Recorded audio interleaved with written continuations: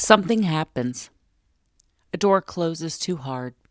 Someone walks into the room and you didn't hear them coming. A voice rises suddenly in another room.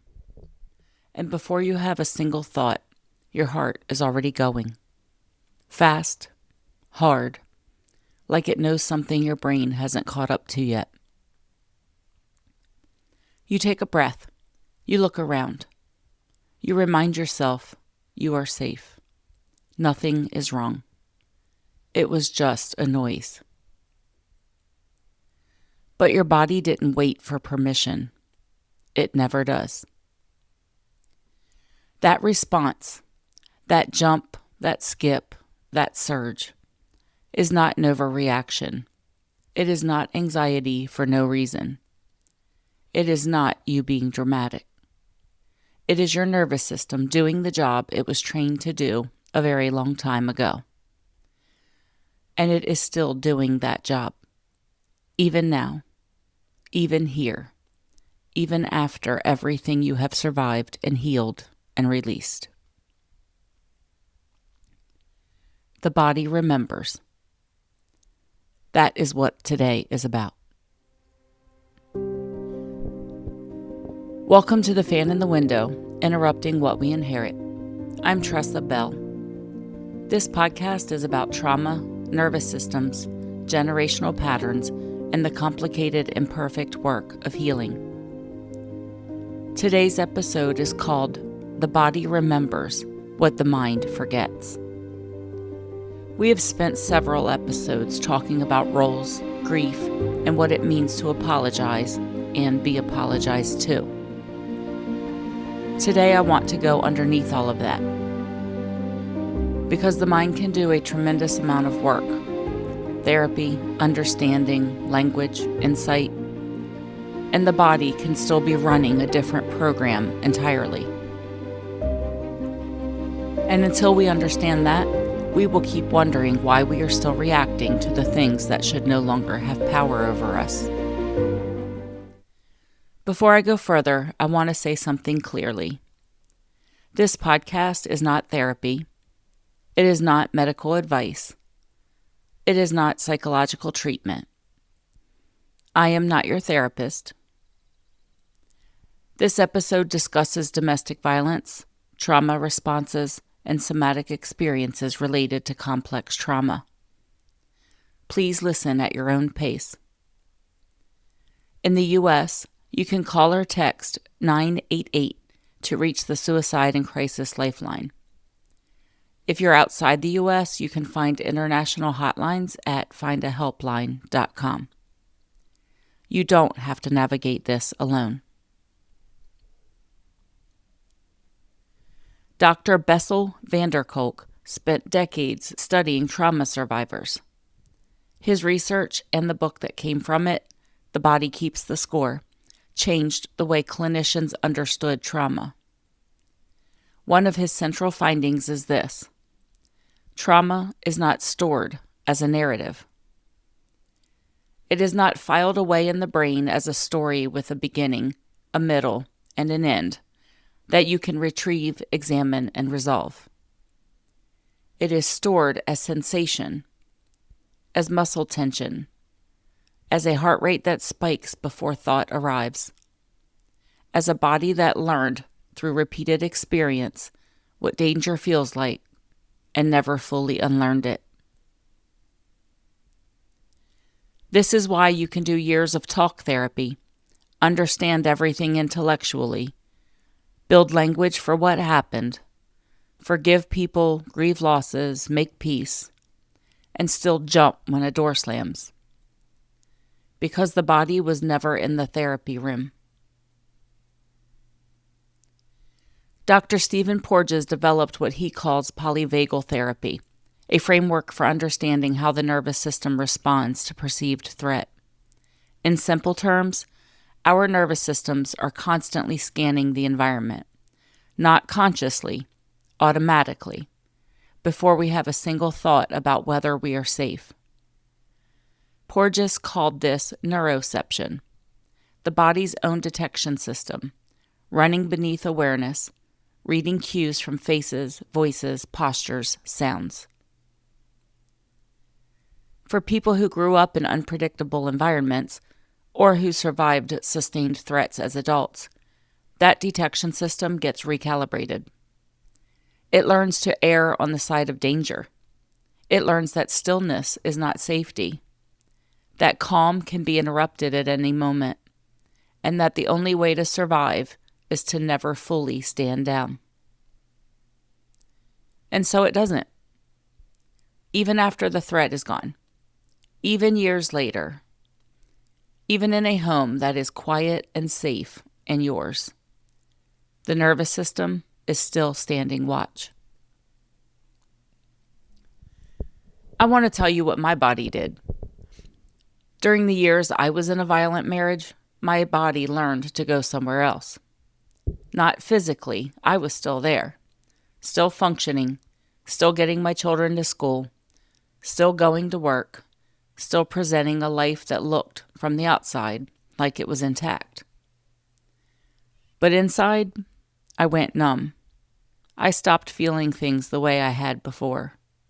Emotions that should have registered fear, pain, grief, got muffled, quieted, pushed somewhere I couldn't fully access. This is called dissociation.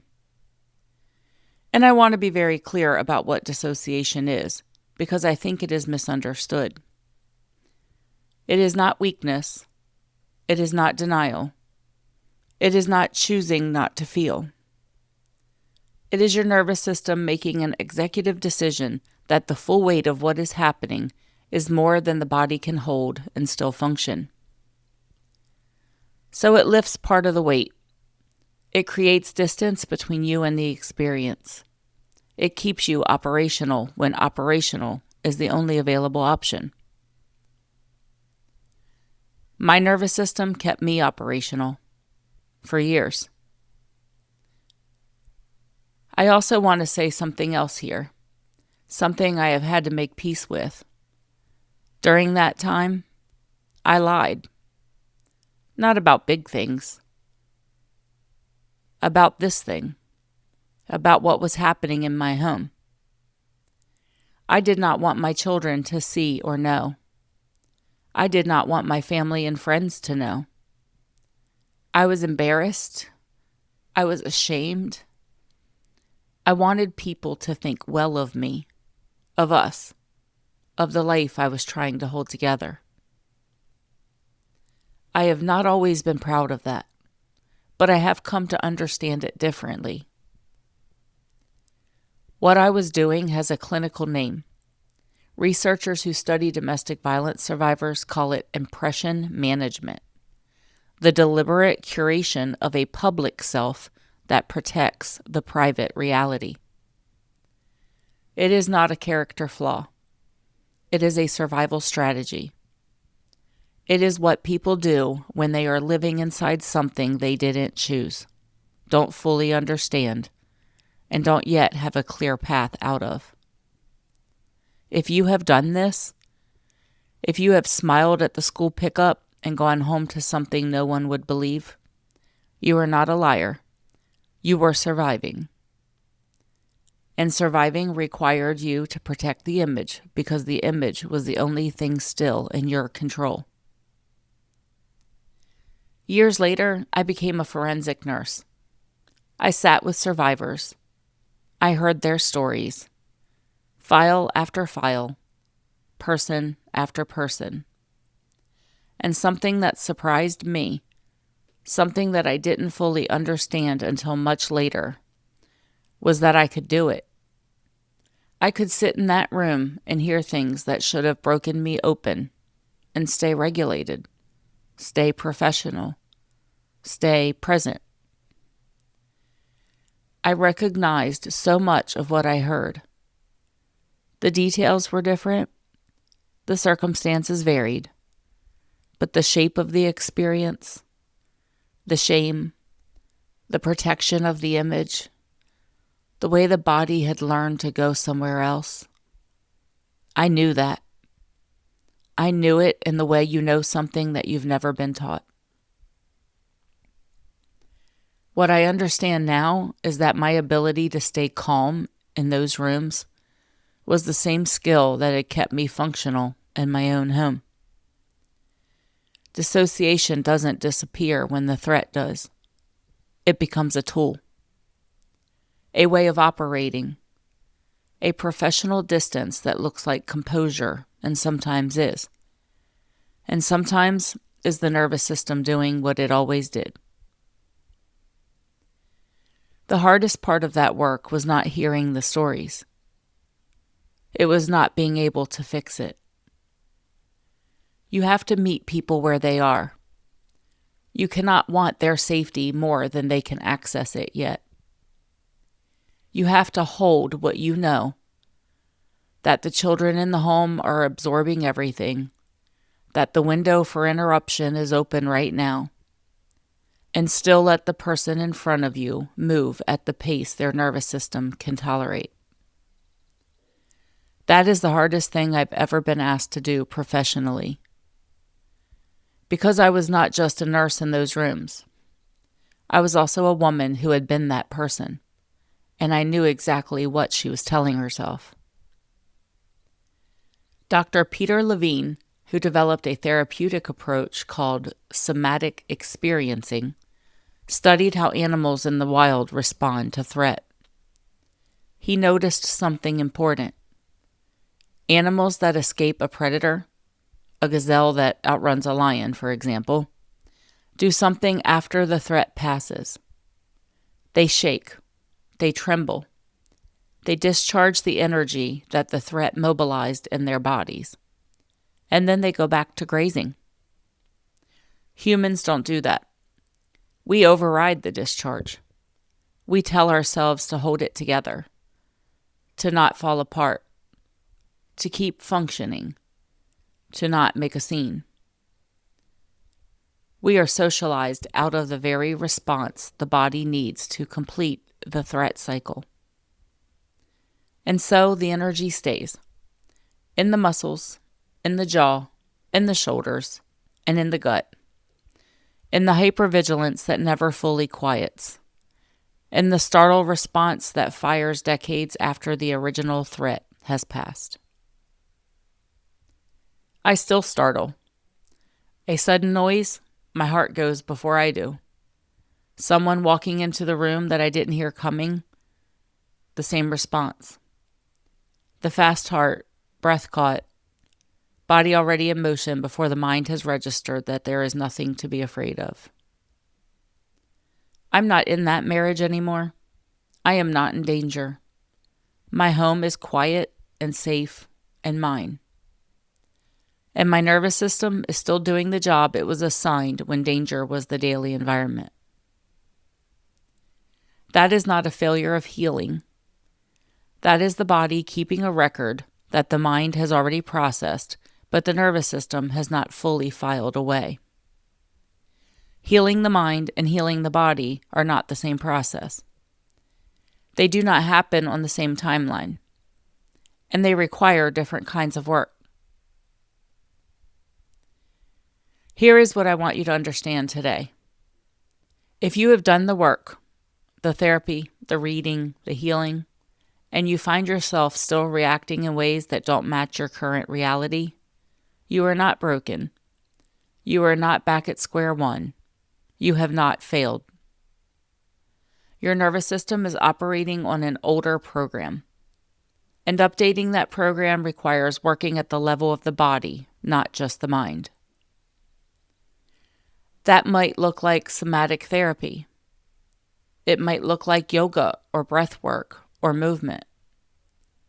It might look like learning to notice the sensation before you react to it, to pause in that half second between stimulus and response and remind your body, I am safe right now. Not as a dismissal of what the body is doing, as information. The body is doing its job, and the job has changed. And we can, slowly, gently, help it learn that. I want to offer you something to sit with this week. Think about a moment recently when your body responded to something before your mind had a chance to process it. A startle, a tightening, a sudden urge to leave the room or a conversation, a feeling in your chest or your stomach that arrived without explanation. Don't judge it. Don't dismiss it. Just ask, gently, what is my body trying to protect me from? And then ask, is that threat still present?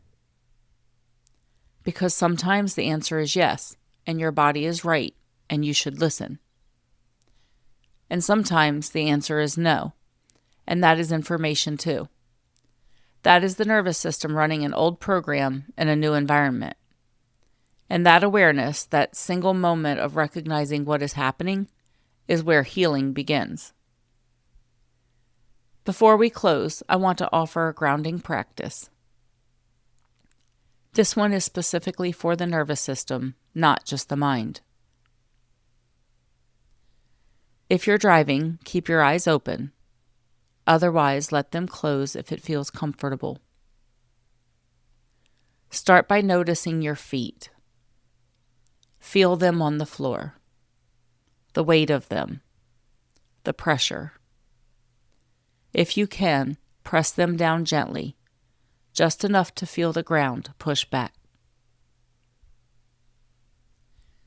Now notice your hands. Are they relaxed or holding tension?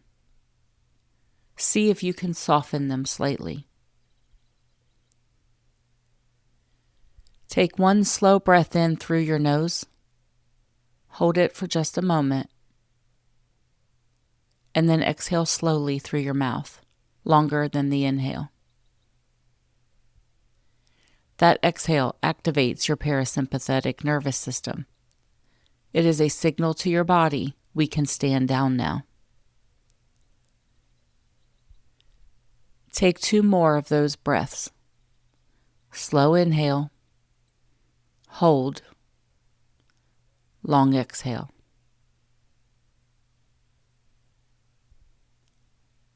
Slow inhale. Hold. Long exhale. Notice if anything has shifted, even slightly, even just a small release somewhere in the body. Say this to yourself quietly. My body kept me safe, and I am learning to help it rest. Take one more breath. In the next episode, I want to talk about survival mode parenting, what it looks like to raise children when your own nervous system is still in crisis, and what becomes possible when it isn't. If this resonates with you, this is the work I explore more deeply in my book, The Fan in the Window. How our nervous systems carry what we inherit, and how we begin interrupting those patterns for the next generation. The book is available now on Amazon. A companion book is also in the works. Stay connected at thefaninthewindow.com. If this episode spoke to you, follow the show, leave a review on Apple Podcasts, and share it with someone who needs it. Thank you for being here. This is The Fan in the Window, interrupting what we inherit.